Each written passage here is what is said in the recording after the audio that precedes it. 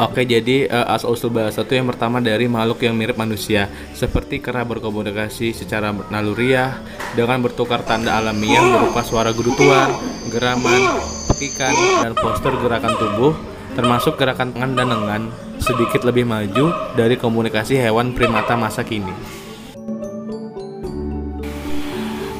Yang kedua yaitu nenek moyang. Mereka juga disebut Cro-Magnon yang tinggal di gua-gua. Mereka punya sosok seperti kita. Ketika mereka belum mampu berbahasa verbal, mereka berkomunikasi lewat dinding gua yang banyak ditemukan di Spanyol dan Prancis Selatan. Komunikasi yang menggunakan simbol-simbol berupa kata, ucapan, atau wujud tulisan. Contohnya, saya berkomunikasi dengan teman saya melewati media WhatsApp ataupun Instagram, seperti itu. Bahasa harus memenuhi 3 fungsi, yaitu fungsi pertama, melalui bahasa kita dapat mempelajari apa saja yang menarik minat, mulai dari sejarah suatu bangsa yang belum kita temui, kita dapat berbagi pengalaman, dan melalui bahasa kita dapat memperkirakan apa yang akan dikatakan atau dilakukan teman.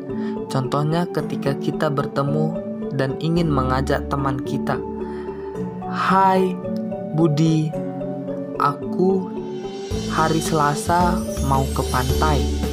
Kamu mau ikut?" Secara tidak langsung, si Budi mengetahui apa yang akan kita lakukan pada hari Selasa depan. Dengan begitu, dengan bahasa, kita dapat memperkirakan apa yang akan dikatakan atau dilakukan teman. Fungsi bahasa yang kedua adalah sebagai sarana untuk berhubungan dengan orang lain. Ringkasnya adalah bahasa memungkinkan kita bergaul dengan orang lain untuk kesenangan kita dan mempengaruhi mereka untuk mencapai tujuan kita. Melalui bahasa kita dapat mengendalikan lingkungan kita. Salah satu contohnya seperti seorang tuan atau nyonya meminta tolong kepada pelayannya untuk mengambilkan sebuah barang, ataupun contoh lainnya seperti seorang paslon dari sebuah partai melakukan kampanye untuk mempengaruhi orang lain untuk memilih dia. Sedangkan fungsi yang ketiga yaitu memungkinkan kita untuk hidup lebih teratur, saling memahami mengenai diri kita, kepercayaan-kepercayaan kita, dan tujuan-tujuan kita.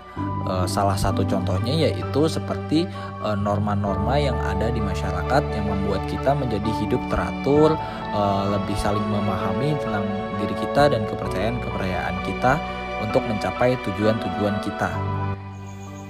Keterbatasan bahasa. Keterbatasan jumlah kata yang tersedia untuk mewakili objek kata. Kata adalah kategori untuk merujuk pada objek tertentu. Contohnya, nama apa yang harus kita berikan pada sebuah benda yang bentuknya mirip pintu, tetapi berukuran kecil, misalnya 50 cm x 20 cm. Apakah pintu, pintu kecil, jendela kecil, lubang angin, atau apa? Keterbatasan jumlah kategori untuk menamai objek sebenarnya berfungsi untuk mengendalikan lingkungan kita dan memudahkan kita untuk berkomunikasi dengan orang lain dan berbagi pengalaman serta pengetahuan dengan mereka.